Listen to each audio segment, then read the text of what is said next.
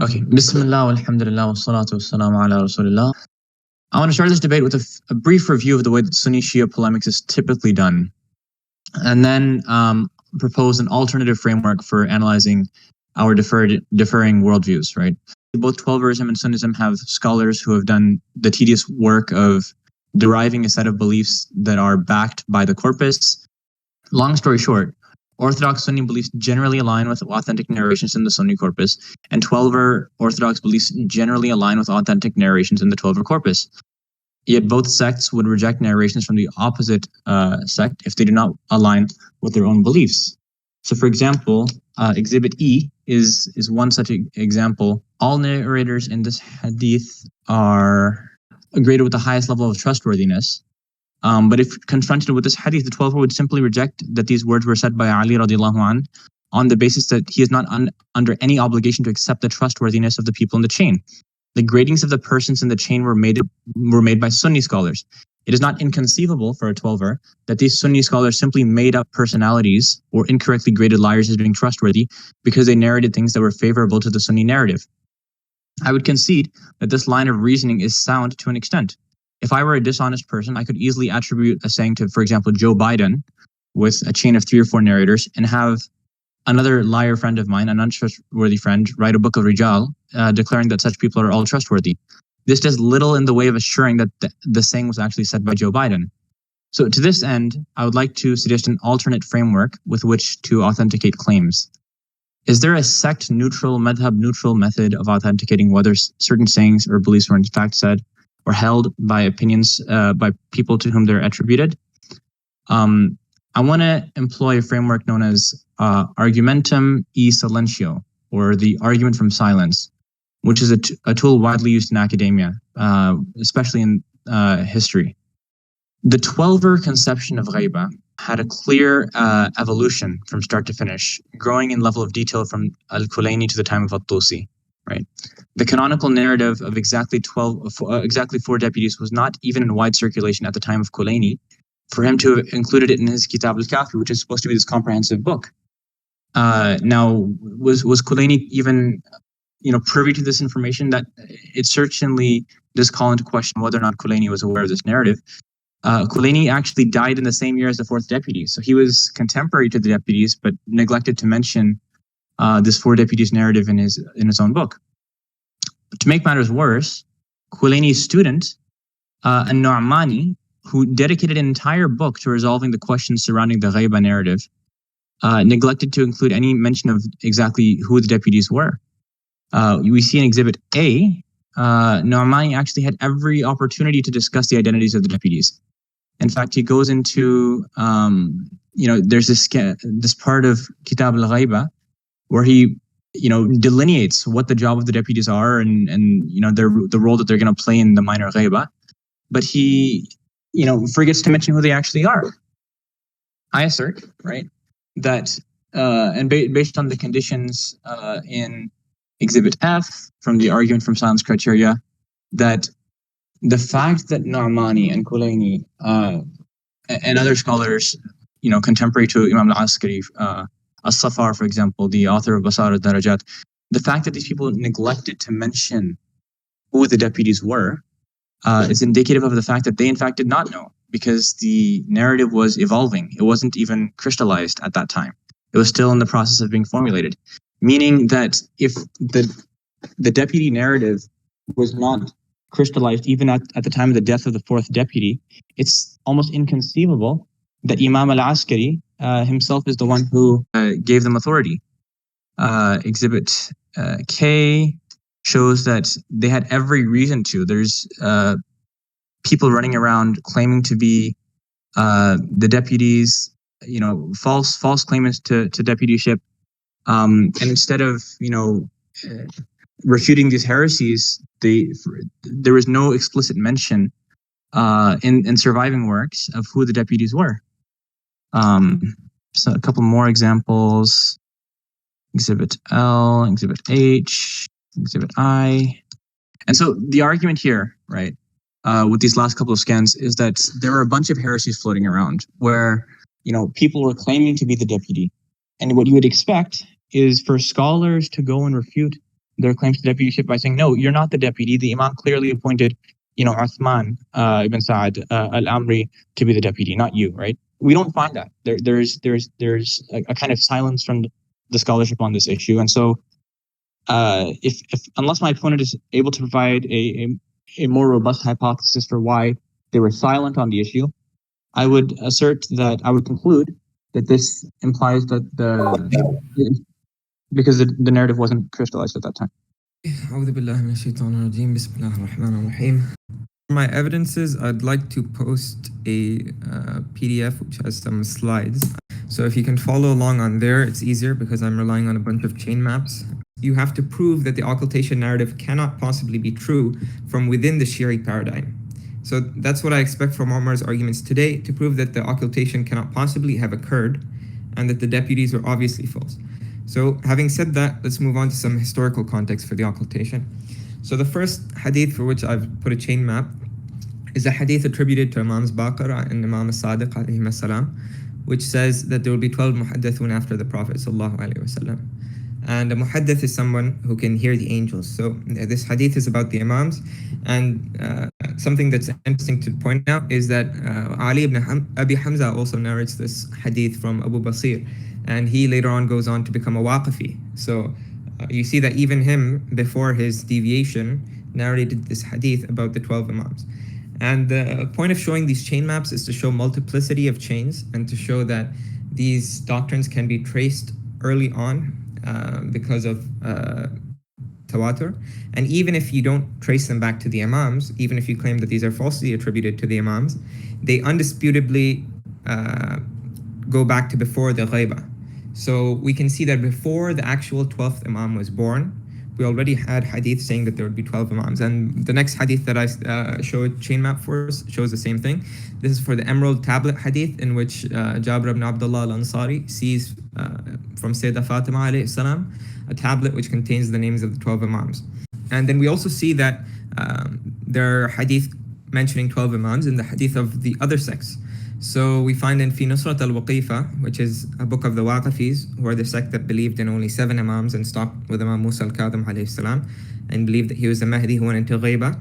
They reported a hadith which comes from Imam Sadiq alayhi salam, which says, O Sa'id, 12. When 6 pass, Allah will grant victory upon the 7th, and 5 from us, the Ahlul Bayt, will rule. So even this hadith is mentioning that even though the 7th Imam is the Qa'im, there will be 5 more after him. So even the Waqifis knew of this hadith of 12 Imams existing, such that rather than try to deny this, they had to instead try to make a cope around it, which is that 5 more Imams would come after the Qa'im and rule. And we also, of course, know of the famous hadith of the 12 caliphs from Sahih Muslim. So all of this shows is that this idea that there would be 12 predates the occultation. So it's not that, for example, Imam Hassan al-Askari alayhi salam died without a son, and that forced the Shia to stop at 12 Imams. But this was something that was expected previously. And we also see in the next chain map, we see the necessity of a divine authority. So the Hujjah. The Shia believe that there must always be a Hujjah on the earth representing Allah. And this is a chain map. You can see the huge multiplicity of the chains. And this is only in Al-Kafi. You can find the same hadith listed in a number of other books. But this shows that this belief also predates the Ghaiba and was prevalent among the Shia. The next chain map shows the Mahdi being born in secret. So this also shows that the idea that the Mahdi was to be born in secret was also known to the Shia prior to the Ghaiba, as you can see from this chain map, which demonstrates a huge multiplicity of chains going back long before the Ghaiba. And then the next 3 chain maps are from Kitab al-Ghaiba of al-Nu'mani, Kitab al-Ghaiba of al-Tusi, and al-Kafi by al-Kulaini. And these are talking about there being 2 Ghaibas. So even the idea of 2 Ghaibas again was predicted before the actual 2 Ghaibas occurred. And what we find that's really interesting is that in Fi Nusrat al-Waqifa, again, we find Waqifi hadith about the 2 occultations. So this hadith going to Imam Sadiq saying the master of this authority will have 2 disappearances. One of them is longer until it is said he died, and some will say he was killed. So none will remain upon his affair save but a small band from his companions, and no one will be informed of his location and his affair, and not other than him to the free slave who will follow his authority. So even the Waqifis had hadith that there would be two different ghaibas, and they applied this to Imam al-Kadhim alayhi salam in that he had 2 periods of imprisonment, so they claimed that these corresponded to the 2 ghaibas. Now somebody may claim, okay, fi nusrat al-waqifa reaches us through Tusi, so how do we know this isn't fabricated? Well, the hadith also contradict 12-er doctrine, so it doesn't really make sense that if Al-Tusi was going to fabricate hadith to attribute them to the waqifa and then refute them, that he would create hadith which actually are against the Shia narrative, and then only to refute them and attribute them to the Waqifis when the Waqifis existed in his time and didn't believe in these things. And we also see is Abu Sahel al-Nawbakhti in his Tanbih, which was written during the Minor Occultation, around the year 290 Hijri or 903 AD, suggests that the Greater Occultation had begun due to a pause in letters received from the 12th Imam alayhi salam. So he says, and the correspondence has ceased, so it is correct for us to establish the existence of the Imam by what we've mentioned of the argument, and the correctness of his occultation by the famous accounts regarding the Imam's occultation, and that he has 2 occultations, one more intense than the other. So during the minor ghaiba, Abu Sahl al-Nawbakhti is writing saying that the major ghaiba has started, or he believes the major ghaiba to have started, because of the pause in letters. So why would Abu Sahel be trying to apply hadith about 2 ghaibas unless there were already hadith about 2 ghaibas? Because there had not come a necessity for him to invent the doctrine of the 2 ghaibas. Like you can say after the second ghaiba, these later scholars like Tusi and Saduq, etc., just fabricated this doctrine. But Abu Sahl al-Nawbakhti during the minor ghaiba is already writing that there's a second ghaiba and distinguishing between a smaller ghaiba and a larger ghaiba. Another evidence we see is Ibn Qaba al-Razi also writing during the minor occultation, and he died during the minor occultation, so that's major proof that this was written during the minor occultation. So in a tract against the Ja'fariya, meaning the followers of Ja'far al-Kadhab, the son of Imam al-Hadi alayhi salam, he says that we saw that the Ja'fariya and our predecessors had already narrated before the event what demonstrates the imamat of al-Hasan. That is a report quoted from Abu Abdullah Sadiq alayhi salam, who said, when 3 names follow one another, Muhammad and Ali and Hassan, the 4th will be the Qa'im. So the very fact that he's using this as an argument against the Ja'fariya means that this is something that both the sects agreed upon and which was narrated before them. So again, this idea that the Qa'im would be the 4th after a Muhammad and an Ali and an Hassan, which is exactly what happened historically, again predated the actual birth of the Qa'im. So these are not things that just happened that the community then had to make up hadith in order to deal with. These are things that were predicted beforehand. So next, Uthman ibn Sa'id al-Amri and the deputies. Omar claimed that the Kulaini and Nu'mani don't talk about the deputies, so therefore this means that they didn't believe in them. This is actually not the case, because we actually have Kulaini narrating in Al-Kafi from the deputies, and about Abu Sahl and Nawbakhti in his Tanbih also mentions the deputies. So, and this is again during the minor occultation. And we find in Al-Kafi Imam Hasan al-Askari alayhi salam narrating that Al-Amri is trustworthy to me, whatever he will deliver to you is from me. Amri and his son are trustworthy people, listen to them and obey them because they are trustworthy and reliable people. And he also says that both during and after his life, both the Amris, Uthman ibn Sa'id and his son Uthman, are reliable. We find that the 11th Imam alayhi salam explicitly endorsed the reliability of Uthman ibn Sa'id and his son. And we also find that the community was united around them, as Abu Sahel says in his tract in Tanbih. He says, and there remained from them a single man whose uprightness and trustworthiness they had agreed upon. So he ordered the people with reticence, and that they are not to broadcast anything from the Imam's commands. So he explicitly orders them to kitman, or like secrecy. So you can easily explain why people during the minor occultation, or Al-Kulaini, for example, or Al-Nu'mani, are not explicitly writing down, hey, there's 4 deputies, these are their names. Especially when the deputy had literally ordered the people to secrecy in order to protect the identity of the Imam and his representatives. Okay, Bismillah. So a little bit confused about why the first 7 minutes or so was spent discussing something completely off topic, but that's fine. That is a topic that I've been interested in. So I'll kind of humor that. Couple of questions for my opponent to respond to or answer, inshallah, during his time. That would be appreciated. So first thing, the tablet, right? This emerald tablet hadith. If there was a belief, or if the names of all the imams were known during the lifetime of Fatima Zahra, radiallahu anha, a question that I have for my opponent now is, how come there was so much confusion about who the imams were during the lifetimes of the 11 imams? Even Zurara, right, who Imam Ja'far says about Zurara, if it wasn't for Zurara, all the sayings of my father al-Baqir would have been lost, right? Even Zurara himself, who, mashallah, has such a comprehensive understanding of the ahadith of al-Baqir, rahmatullahi alayh, was unaware of who the successor of Ja'far al-Sadiq was. He sends his son, and famously we know he sends him to Medina to find out who is the successor of Ja'far and find out if there's Musa al-Kadhib. If this was known who the deputies are, why would he do this? Why was there so much confusion about who the Imam was after Ja'far Sadiq, after Ali al-Hadi, after even Hassan al-Askari, right? And in Exhibit H, for example, we find that people believe that Hassan al-Askari was actually the one who went to Ghaiba. So, why is there so much confusion if there's this emerald tablet that has all the answers? What's the answer to that? Even if we grant that there were this belief in 12 imams, which I don't believe, by the way, that's a separate debate in and of itself. Even if we grant that there was this belief in 12 imams and that there actually are 12 imams, this doesn't prove his point.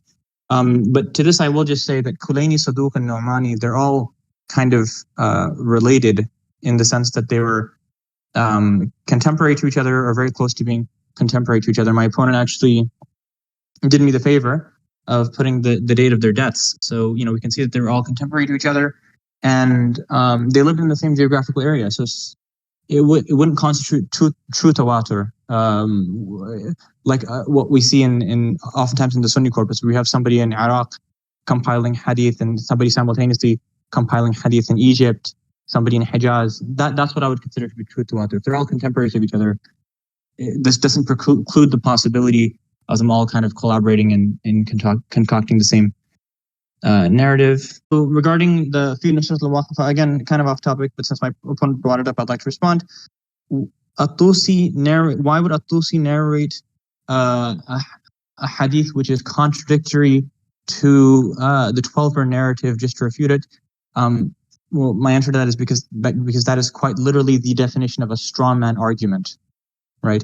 You have you're debating with somebody, you have an opponent, you take their argument, their hadith, whatever, you misrepresent it, you alter it in some way, and then you tear that down, right? That's quite literally, a straw man. Those are very common, and it's not inconceivable that At-Tusi used a straw man argument. There's this belief in two ghaibas. Sure, I grant that. It's interesting that my opponent cites Abu Sahal, because this person, if my opponent would just turn his attention to Exhibit I, which I posted, Abu Sahal actually was of the belief that the 12th Imam would die in Ghaiba and his son would eventually come out. My opponent says that Kulaini mentioned or narrates from Uthman, the first deputy. Sure, and he calls him trustworthy. Yes, we know that Uthman was all four deputies were companions of the 11th Imam. Where does he refer to the canonical four deputies narrative, though? So the first thing that Omar mentioned is if the Imams were known, why was there confusion? Well, the number 12 Imams were known, but the exact identities of the Imams were obviously not known and broadcast to the general Shia populace for the purposes of protecting their lives. Because if the successors were known, obviously they would be targeted, as we believe that all of the Imams were assassinated. Regarding Zurara not knowing who the next Imam was, this is false, and I've put a hadith in my evidence channel which shows that the Imam actually explicitly refuted the idea that Zurara didn't know who the successor to Imam al-Sadiq alayhi salam would be, and actually he was just sending his son to get permission to reveal who that Imam would be. So the Imam himself has explicitly refuted this. And Omar didn't exactly understand why I was bringing up these chain maps about the 12 Imams and the Ghaibatain, so let me explain that. What I'm trying to establish is that the doctrine of the Mahdi going into occultation twice and being the 12th and final Imam is something that predates the historical Ghaiba. So this narrative cannot be something that was a historical back projection that was invented because of the circumstances of time. Since the 11th Imam died without a son, then we had to, come up with the doctrine of the occultation.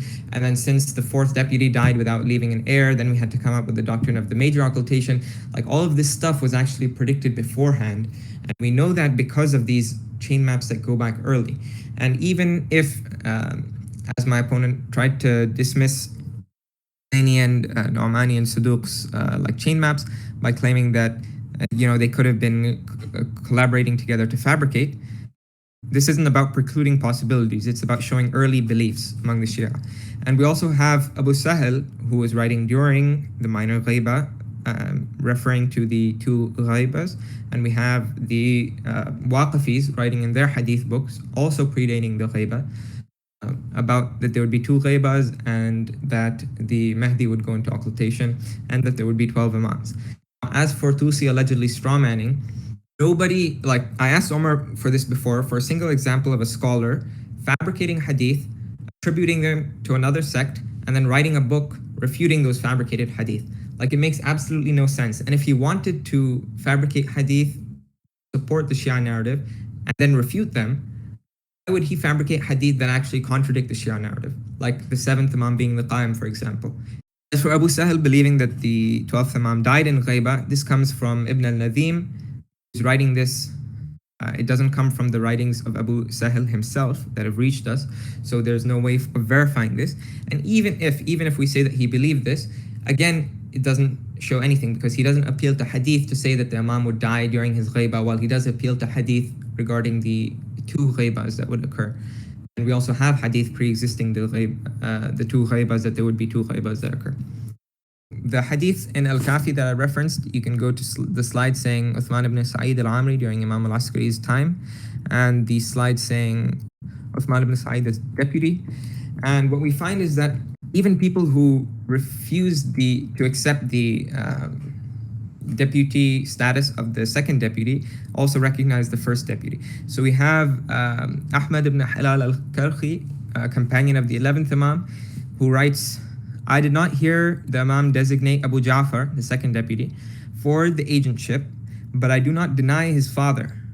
If this is, again, a Shi'i fabrication, they would have made it in favor of both of the deputies, right? But this is actually claiming that one of the deputies is false, but that he acknowledges that the 1st deputy was vouched for by the Imam himself. So again, we have a number of authentic hadith which explicitly endorse the 1st and 2nd deputies. The Imam says explicitly in these wordings that before my death and after my death, that they're reliable. And we don't see this kind of endorsement for anybody else, either during the lifetime of the 11th Imam or even predating him. So very obviously this is meant to convey a special status to us, and it is for this reason that the early Shia gathered around these individuals.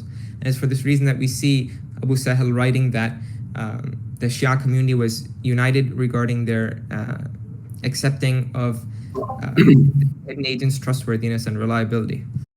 Okay, so Uthman bin Sa'd was Al-Amri was a companion of the Imam. So sure, and he makes, indicates to the people that, he's going to have some sort of authority after the death of the Imam. I'm not disputing the deputyship of the 1st Imam. I'm disputing the entire narrative as a whole, right? So Al-Kulayni was contemporary to all 4 deputies, right?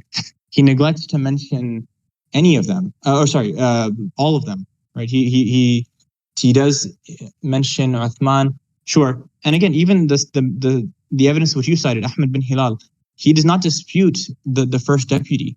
He starts to dispute the later deputies, right? So as a narrative, and this is actually very consistent with what I'm saying, which is that the narrative of the 4 deputies, the canonization of this, exactly 4 deputies and no more after, and there are these specific people, that was in crystallization. That was still in the process of being agreed upon by the inventors of the 12er religion.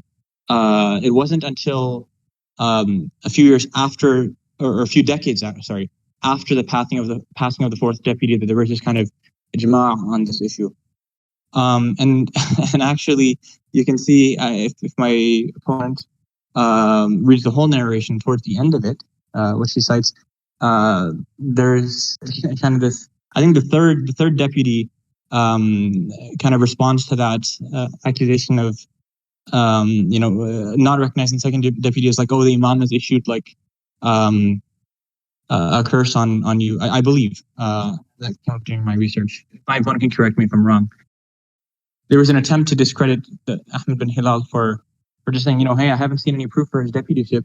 And then the third deputy, who again, I don't believe in the 12th Imam. I don't believe that this came from the Imam. I believe this was the words of the third deputy himself, says, oh, the Imam has excommunicated you from 12verism for denying the second deputy.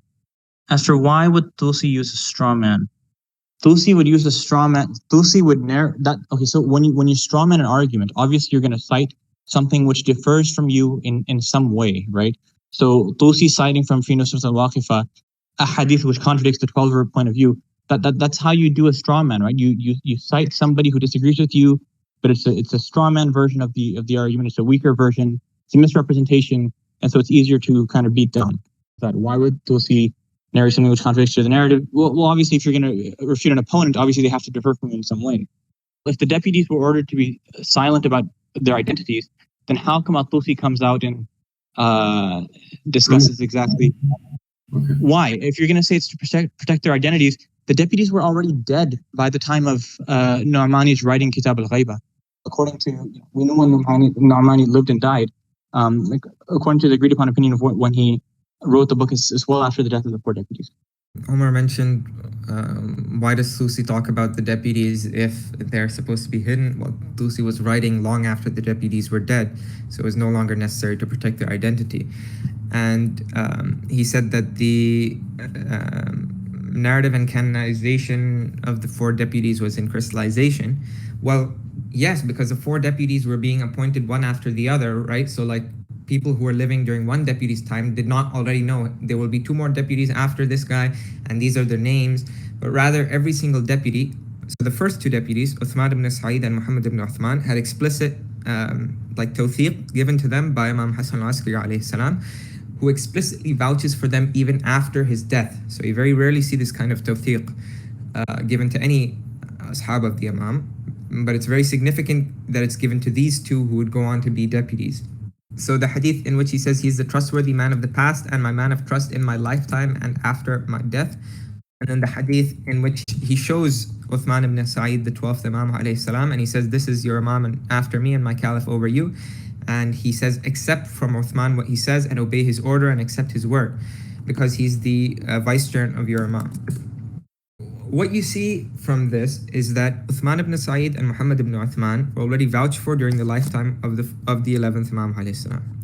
They saw the 12th Imam alayhi salam and they were accepted as having seen him, and they were accepted by the Shia community at a large because of the fact that they had been vouched for by the 11th Imam alayhi salam. Now, as for Ahmad ibn Hilal denying the Muhammad ibn Uthman, what's relevant to note is that he acknowledges that the community at large was saying that Muhammad ibn Uthman had succeeded his father. So we do see that the majority of the Shia were in agreement that Muhammad ibn Uthman was the successor of his father.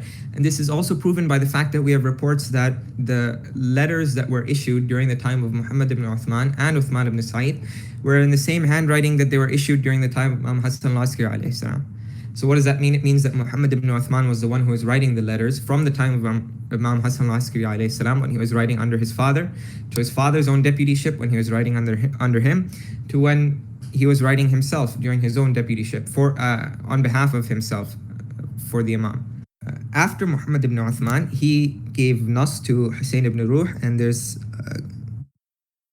countless evidence for this in the hadith in Tulsi's Ghaiba, and this is something that's undisputed. There's nobody else who claimed that they had nas from Muhammad ibn Uthman other than Hussein ibn Ruh, and after Hussein ibn Ruh, Ali ibn Muhammad al-Samuri.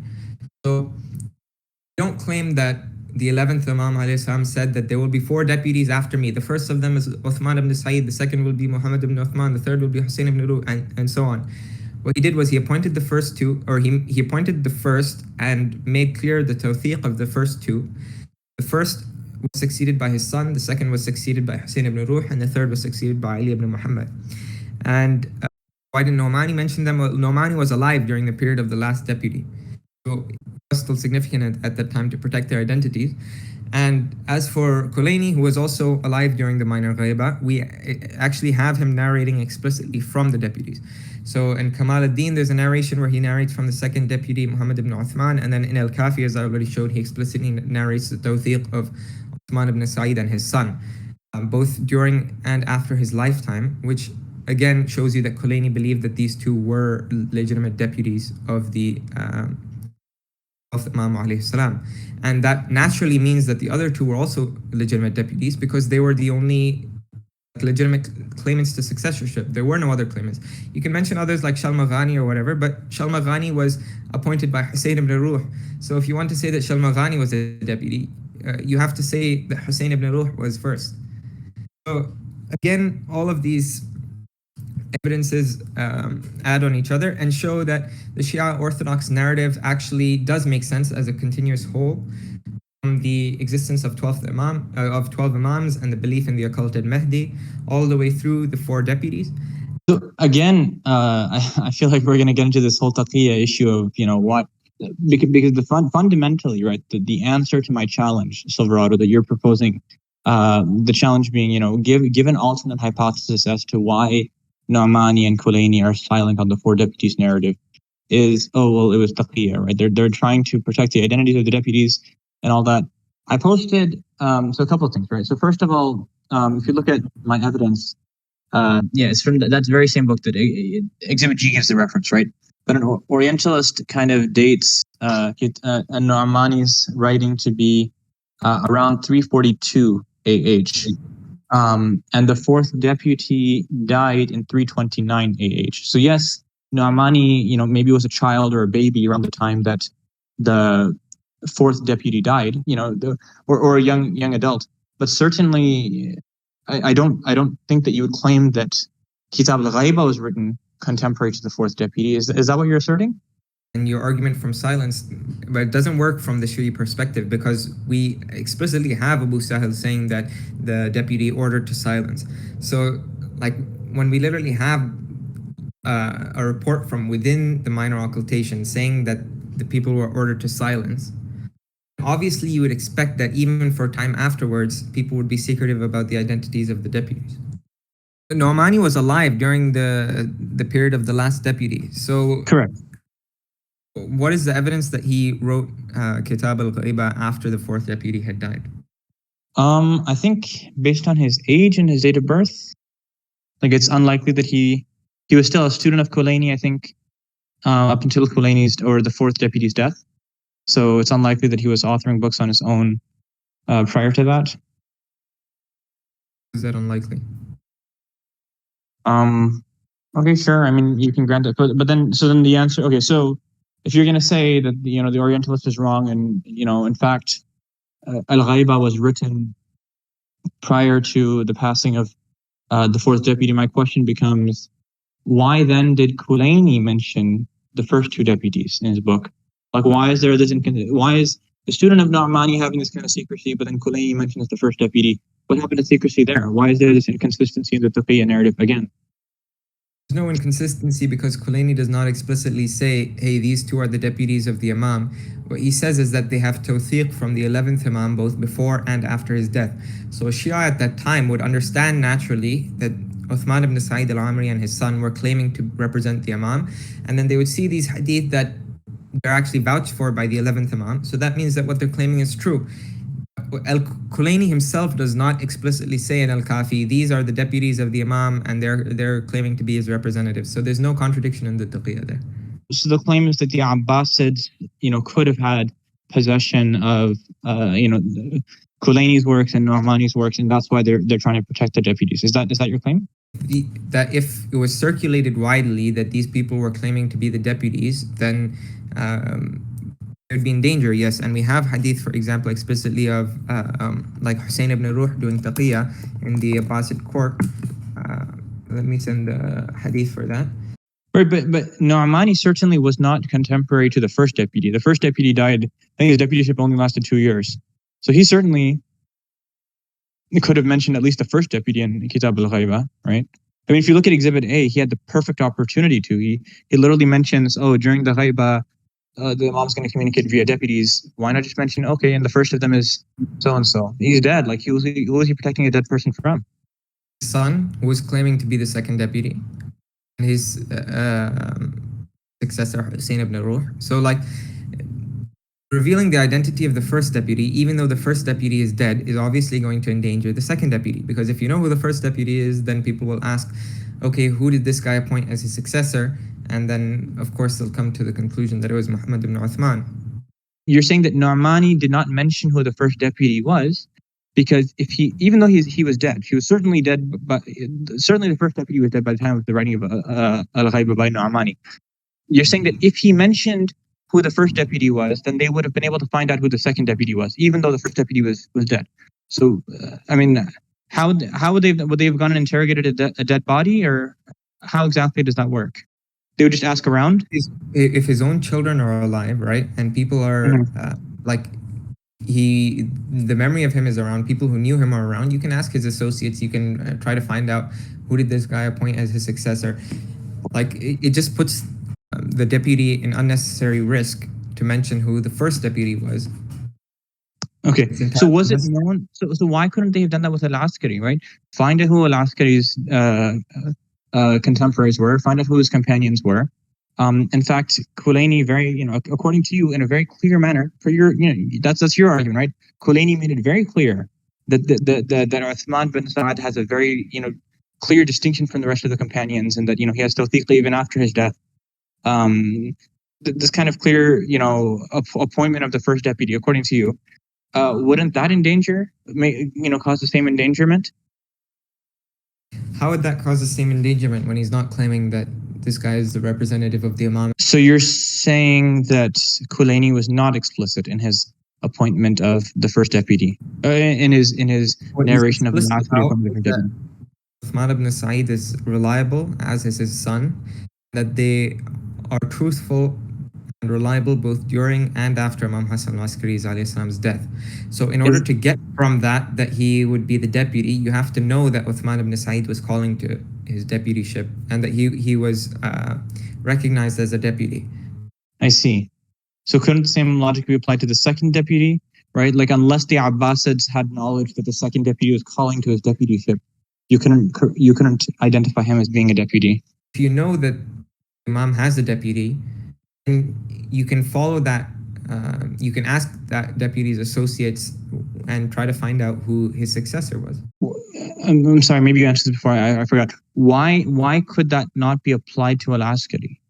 Like, why couldn't we just find out who his associates were and from there extrapolate who the deputy is? Because his associates does not mean anything about people like representing his son, or again, if you don't know that Uthman ibn Sa'id is claimed to be a deputy, then you have no reason to suspect that he knows where the 12th Imam is, or that he's in contact with the 12th Imam. All you know is that he was vouched for by the 11th Imam. I feel like you're trying to have your cake and eat it too, where you're trying to say, well, hang on, if you know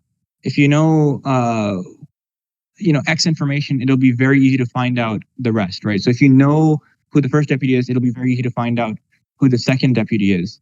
But then at the same time, you're not being consistent with that with Al-Askari, meaning if you know who the 11th Imam is, then you know who the deputy is, right? It just, I feel like this is not necessarily succeeded by deputy, right? The very idea that there is a deputy who is representing the Imam is not something that was publicized by the Shia to the non-Shia. So just by knowing that Nu'mani does mention. Yes, but just knowing that this guy was reliable does not tell you anything about there being deputy and this guy being the deputy. But knowing that there was a deputy and this guy is a particular deputy, then you can investigate his companions, you can investigate his children, and you can try to find out from there. And it puts the second deputy in unnecessary risk. So my first question for Omar would be, if you're saying that since there's no book written during the lifetime of the deputies that says these are the 4 deputies and these are their names and this is their order, that means that there is no system of deputies. Does the absence of a Quran before the Uthmanic standardization mean that the Quran was fabricated by Uthman? No, I don't believe that logic follows. They're not analogous. And the reason why What would be more analogous, for example, is we have people writing books about the Quran, or there's mentions of the Quran in between the Uthmanic canonization and the Prophet ﷺ, and those evidences, those references to the Imam completely, to references to the Quran completely neglect to mention like Surah Kawthar or like some random surah, right? That would be analogous. That would be an argument from silence. So there simply being an absence of a manuscript from that time is not sufficient for saying that the Quran didn't exist. What was written before the Uthmanic canonization, which mentioned that this is the Quran, these are the 114 chapters of it, and this is how it was revealed. Because the Quran has true tawatur, not like that tawatur of the chains that you presented, where they're all kind of compiled by people who live within 15 miles of each other. We have true tawatur across the entire Islamic world of the Quran. There's been tawatur about 12 Imams to prove tawatur of 4 deputies. What it proves is that the Mahdi was born in secret and that he was occulted, and that he would have 2 different occultations. And that in itself proves the Shia narrative, by the way. The deputies are not critical to the Shia narrative in that sense, but they are vouched for by the 11th Imam. So that is what proves that they're deputies. Right, but that's not tawatur, right? So when it comes to your comparison of Quran versus my alleged rejection of tawatur, I'm not rejecting any tawatur with the 4 deputies. There is no tawatur on that issue of the 4 deputies. I'm not being inconsistent there. Well, there was general acceptance of the Shia community around the 4 deputies and the fact that they had been recognized during the 11th Imam's time as being reliable. So, I mean, there's general acceptance of Jesus Christ being the Son of God. That doesn't make it true. Like the companions of the 11th Imam recognized that Uthman ibn Sa'id had been given tawthiq by the 11th Imam, and it's for this reason that Abu Sahal says that remained from them a single man whose uprightness and trustworthiness they had agreed upon. So again, everybody is agreeing on the trustworthiness of Uthman ibn Sa'id, even people who rejected later deputies. So there's a consensus of the Shia community and the people who knew the 11th Imam that this man, Uthman ibn Sa'id, who was in charge of the financial institutions and the agentship of under the lifetime of the 11th Imam, continued to represent the Imam during the lifetime of the 12th Imam. Right. I mean, I'm not sure what the issue is with 12ers, right? You feel like you can prove 25% of it and then the rest just follows. Same thing with like if I prove Imam Ali, then all 11 others follow from that. You prove the first, sure, great, right? Ahad narration for the first. You still have 3 more deputies to prove. For the debate is about the 4 deputies. Like, okay, you proved the first. There's no contention among the Shia community regarding who those deputies were. Like, there's hadith of Nas for all of them. There's hadith of letters arriving. Like, there's nothing. In fact, that's not problematic about. There's nothing theologically problematic about there being more than these 4 deputies. So there's no reason for the Shia to just make up that these 4 were the only 4 deputies. But we don't have reports, first of all, of letters coming from anyone other than these 4 deputies. We don't have reports of the Shia community gathering around other than these 4 deputies. We don't have reports of other than these 4 being given explicit tawthiq by the Imam as his representative. In fact, that couldn't be further from the truth. You yourself, I didn't even have to bring it. I was going to bring it, but you yourself brought the narration of Ahmad bin Hilal rejecting who does he claim is the deputy instead? He doesn't know, but and again, there's other claims. Ibn Nusayr claims to be a deputy. Shalmaghani claims to be a deputy. Shalmaghani was appointed by Hussein ibn Ruh, so that doesn't follow at all. Like, Shalmaghani was not claiming to have been appointed by Muhammad ibn Uthman. His appointment came from Hussein ibn Ruh, allegedly. Then he started to claim that he was an independent deputy. So again, and the Shia community did not gather around him as they gathered around the other deputies. So again, appealing to like an exception like Ahmad ibn Hilal is not prove that the general community did not gather around these deputies. In fact, Ahmad ibn Hilal acknowledges that the general consensus was that Muhammad ibn Uthman was the successor of Uthman ibn Sa'id. He just says, I have not seen evidence for Muhammad ibn Uthman being appointed. But we know from other hadith, from others, companions of Uthman ibn Sa'id, companions of the 11th Imam alayhi salam, that he was in fact appointed. So Ahmad ibn Hilal, not knowing that Muhammad ibn Uthman was appointed, says nothing about that there were other deputies, there were other claimants to the deputyship. No, so my point in bringing those examples up is to dispute your point, right? You made a very inaccurate point about there kind of being this kind of pseudo ijma, or like, everyone kind of just one with the four deputies narrative. That couldn't be further from true. There's pandemonium.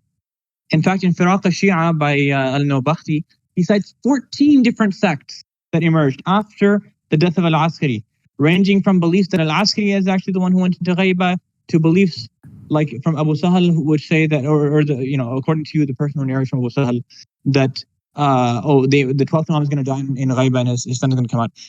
A range of this pandemonium. Nobody knows what's going on. Shal Maghani is out here claiming to be a deputy. Ibn Nusayr is claiming to be a deputy, and then he claims to be God. Even though there were splinter sects during the lifetimes of the Imams as well. But the majority group was the group that believed in the imamat of these 12 imams and the deputyship of these four deputies. You have, for example, Abu al-Hasan al-Ashari, who says, and he died during the minor ghaiba, he says that the majority of the Shia believed that al-Hasan ibn Ali explicitly designated the imamat of his son, and he is the hidden, awaited one, according to those who claim he will reappear and fill the earth with justice. So yes, there were these splinter groups, but again, there was still an orthodoxy. And the existence of splinter groups does not disprove the claim of the orthodoxy. Just to quickly address the last couple of points that were mentioned in that cross-examination point. Again, subhanAllah, like, we came to a topic that is so critical to the debate. I actually didn't get to mention this in my opening statement, but I'm glad my opponent brought it up. There was pandemonium in the Imami community after the death of al-Askari. Nobody kind of knew what happened. And that's why this argument from silence is so powerful. Because against this backdrop of pandemonium, 14 sects, according to Firaq al-Shi'a by al-Nawbakhti, 14 sects splinter off, right? And instead of, Nu'mani and Kulaini coming and kind of reeling everyone to, hang on, guys, the Imam left us with somebody, in charge. There's these four canonical deputies who kind of, we should all abide by. Al-Nu'mani is just completely silent on the deputy. My opponent claims that it's because there's some kind of, again, subhanAllah, when you talk to others, it's always the same thing, Takia, to protect the identities of the deputies, right? Look, another example. I could have brought, I don't know how many, but I remember in my research, so many, more than I could count, examples of false claimants to deputyship. I don't want to, exaggerate, but, inshallah, maybe after the debate, I can bring you 20 examples.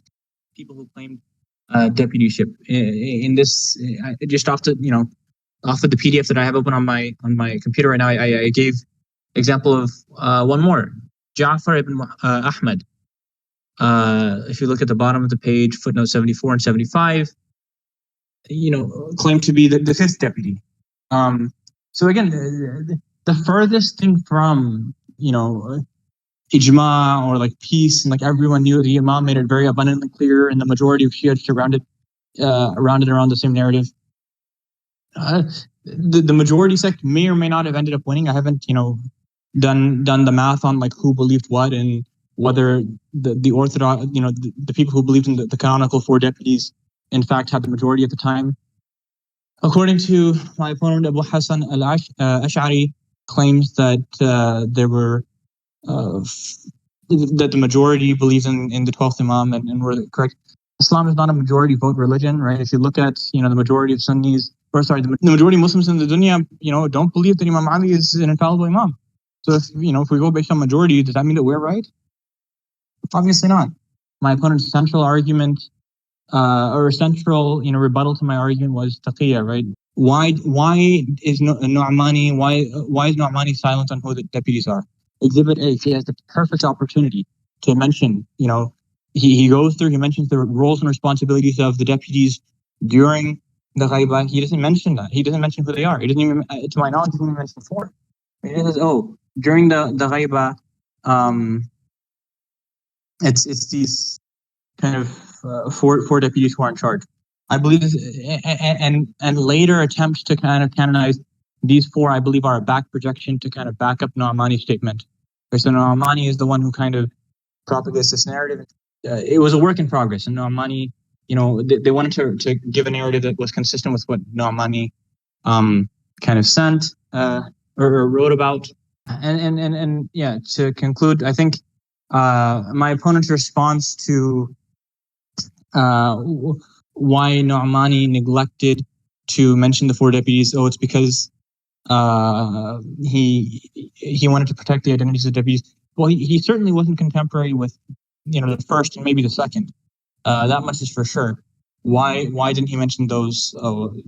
Because somehow apparently the Abbasids could have gone and interrogated the companions of the first deputy to find who the second, third, fourth, fifth, or second, third, fourth were, and then from that way find the location of the 12th Imam.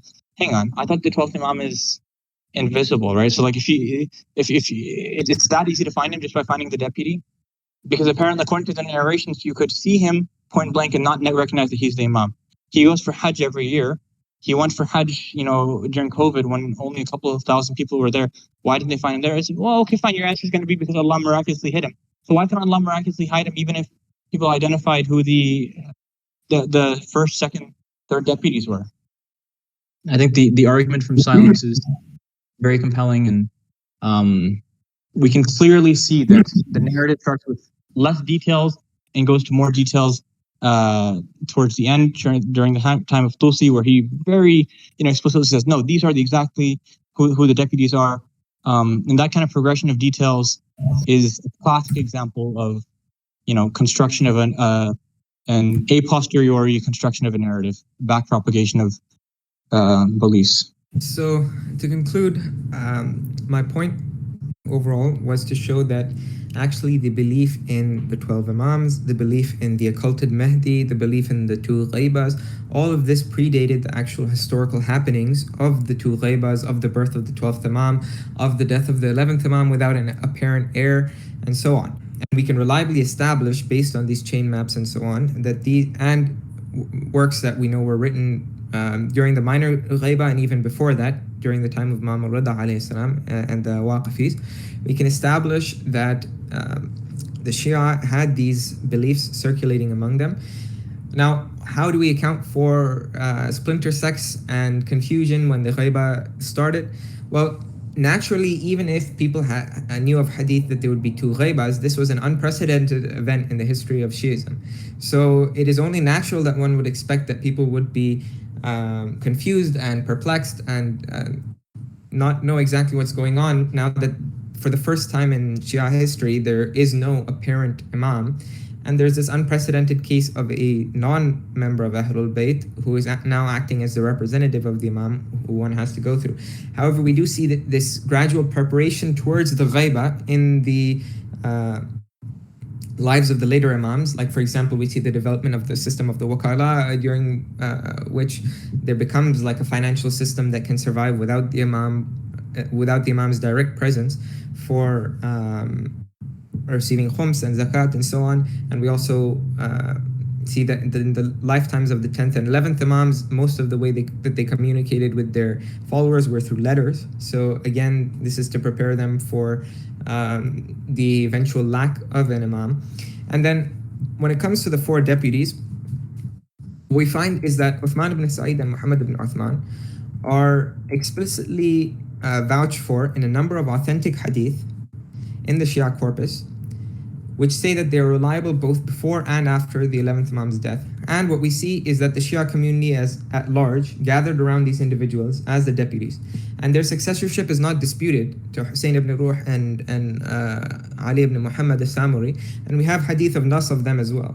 So what all of this proves is that the four deputies did have legitimacy, and Omar's goal in this debate was to try to disprove from the Shia paradigm that this can be possible. But his argument from silence does nothing to show this, because as Abu Sahel literally wrote, that the deputy was calling to silence. So it's abundantly clear why people would not be openly advocating, this guy's the deputy of the Imam, during the minor occultation. And as for Nu'mani not mentioning the four deputies, again, he was alive during the lifetime of the fourth deputy, and Omar has not established that he wrote the book after the death of the fourth deputy. And then Omar was talking about why Allah couldn't protect the 12th Imam.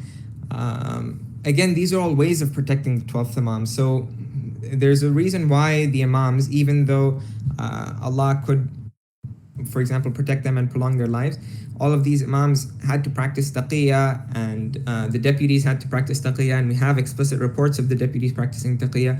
So all of these are ways through which Allah acts, right? But in order to conceal and protect the identity of the Imam.